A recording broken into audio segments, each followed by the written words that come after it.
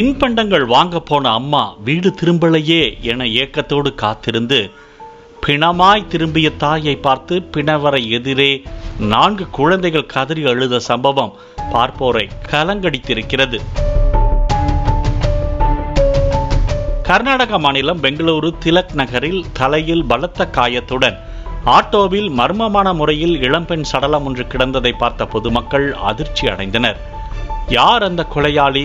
9 மாதத்திற்கு முன்பு தந்தையை இழந்த 4 குழந்தைகள் தற்போது தாயையும் இழந்து தவிக்கும் சோக சம்பவம் குறித்து விவரிக்கிறது இந்த செய்தி தொகுப்பு.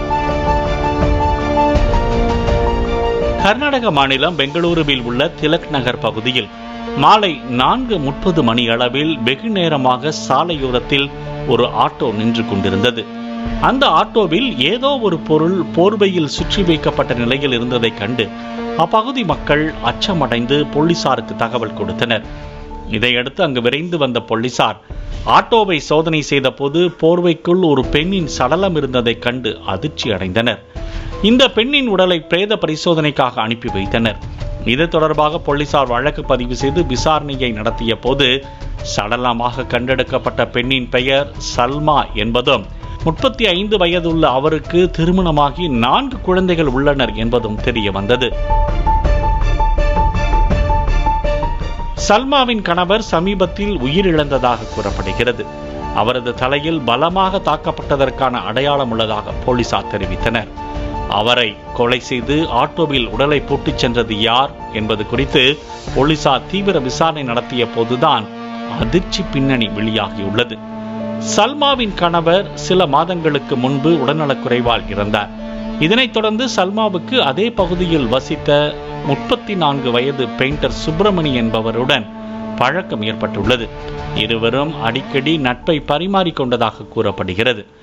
இதற்கிடையே சல்மாவுக்கும் சுப்பிரமணியனின் நண்பன் செந்திலுக்கும் இடையே நட்பு ஏற்பட்டதாக பிரச்சனை ஏற்பட்டுள்ளது. இதனைத் தொடர்ந்து சுப்பிரமணியும் செந்திலும் சேர்ந்து சல்மாவை கொடூரமாக தாக்கியதாக கூறப்படுகிறது. இதனால் சுருண்டு விழுந்த சல்மா பரிதாபமாக உயிரிழந்தார். இதனைத் தொடர்ந்தும் சல்மாவின் உடலை தோளில் சுமந்து வந்து திலக் நகர் போலீஸ் நிலையத்தில் இருந்து 100 மீட்டர் தூரத்தில் காலி இடத்தில் நிறுத்தப்பட்டிருந்த ஆட்டோவில் வைத்துவிட்டு சென்றனர். சல்மா குடும்பத்தினர் அளித்த புகாரில் கொலை வழக்கு பதிவு செய்த போலீசார் சுப்பிரமணி செந்திலை கைது செய்தனர். நட்பு, காதல், ரகசிய காதல் என எந்த உறவாக இருந்தாலும் நேர்மை இருக்க வேண்டும்.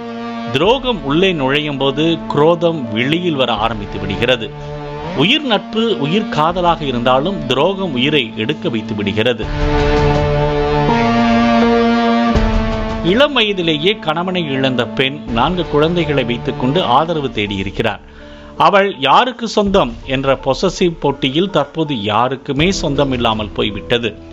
காதலி செய்த துரோகத்துக்கு நண்பர்கள் பழி தீர்த்து விட்டார்கள். நண்பர்களுக்குள்ளேயே செய்து கொண்ட துரோகத்துக்கு யார் பழி தீர்ப்பார்? ஆனால் அம்மா வெளியில் சென்று விட்டு வீடு திரும்பும் போது தின்பண்டங்கள் வாங்கி வருவாள் என பசியோடும் ஏக்கத்தோடும் காத்திருந்த 4 குழந்தைகளின் நிலைதான் பரிதாபத்திலும் பரிதாபம்.